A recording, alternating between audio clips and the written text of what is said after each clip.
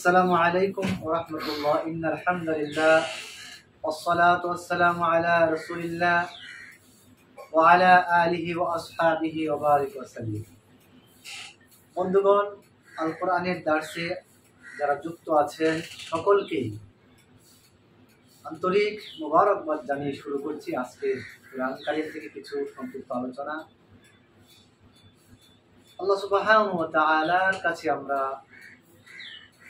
সালাত এবং প্রার্থনা করি। সালাত বিভিন্ন অর্থে ব্যবহৃত হয়, দোয়া, প্রার্থনা, অনুগ্রহ ইত্যাদি। কোরআনুল কারীম আমাদেরকে বলছেন যে আমরা যখন বিপদে পড়ে যাই, মুসিবতে পড়ে যাই, সেই সময় আমাদের কি করা উচিত আমরা একটিবার চিন্তা করি। আমাদের মধ্যে অনেককে দেখা যায় বিপদে পড়ে গেছে, সে মান্যত করে ফেলবে। তার মানে মান্যতটা করলেই মনে হয় বিপদ থেকে সে মুক্তি পেয়ে যাবে। কারো ধারণা বিপদ মুসিবতে সে পড়েছে, সে আমাদের দেশে মাজারে, কথিত মাজারে গিয়ে দান খয়রাত করে এবং প্রার্থনা করে। কেউ বা পীরের আস্তানায় চলে যায়। আসলে এই কাজটা কতটুকু শরীয়ত সম্মত, ইসলাম সম্মত, আমরা এটা জানি না। আল্লাহ সুবহানাহু ওয়া তাআলা তিনি শুধু মানুষকেই সাহায্য সহযোগিতা করেন না, এভরিথিং, সকল প্রাণীকে তিনি সাহায্য সহযোগিতা করেন। সে জায়গায় আল্লাহ সুবহানাহু ওয়া তাআলা বলছেন বান্দাদেরকে লক্ষ্য করে, বিসমিল্লাহির রহমানির রহিম, ওয়াস্তাঈনু বিস-সাবরি ওয়াস-সালাহ। মানে তোমরা আল্লাহর কাছে সাহায্য প্রার্থনা করো সবর এবং সালাতের মাধ্যমে, ধৈর্য এবং সালাতের মাধ্যমে।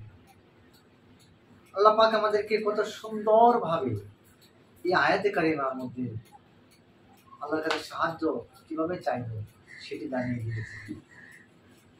ওয়া ইন্নাহা, আর এটি লাকাবিয়াতুন, মানে সবচেয়ে বড়, ইল্লা আলাল খাশিঈন, যারা আল্লাহকে ভয় করে তাদের জন্য এটি সবচেয়ে বড় মাধ্যম।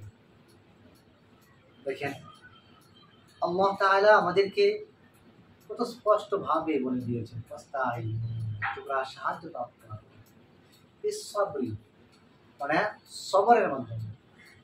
দেখেন তো এখানে আল্লাহ সুবহানাহু ওয়া তাআলা ওয়াস্তাঈনুর পরে সবর শব্দটি এনেছেন। কথাটা মানে কতটুকু যৌক্তিকতা আছে। আল্লাহ সুবহানাহু ওয়া তাআলা কত অলংকার সমৃদ্ধ শব্দ এখানে ব্যবহার করেছেন। আমরা জানি আমরা যখন অধৈর্য হয়ে যাই, বিপদ মুসিবতে পড়ি, তখন সাহায্যের খুব প্রয়োজন।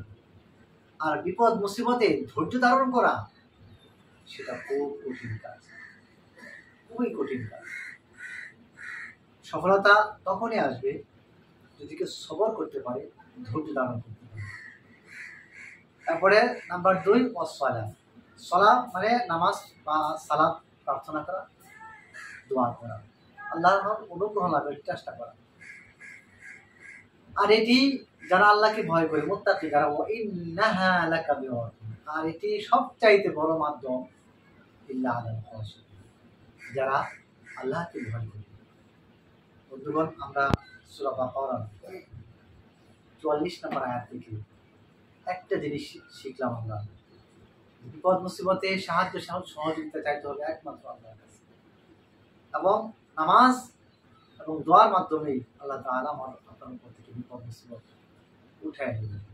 আজকে পৃথিবীর মানুষেরা বিপদ থেকে, দুর্ভোগ থেকে, দুর্যোগ থেকে, যুদ্ধ বিগ্রহ থেকে আসলে মুক্তি পাবে তখনই যখন সবরটা আমাদের সঠিকভাবে হবে, ধৈর্য আমাদের সঠিকভাবে হবে, আমাদের নামাজ যখন প্রতিষ্ঠা হবে। মুসলমানদের বিজয় তখনই হবে যখন সে ধৈর্য ধারণ করতে পারবে, সবর করতে পারবে, আর সালাতে কায়েম থাকতে পারবে। আল্লাহ পাক আমাদের সকলকে তৌফিক দান করুন। ভালো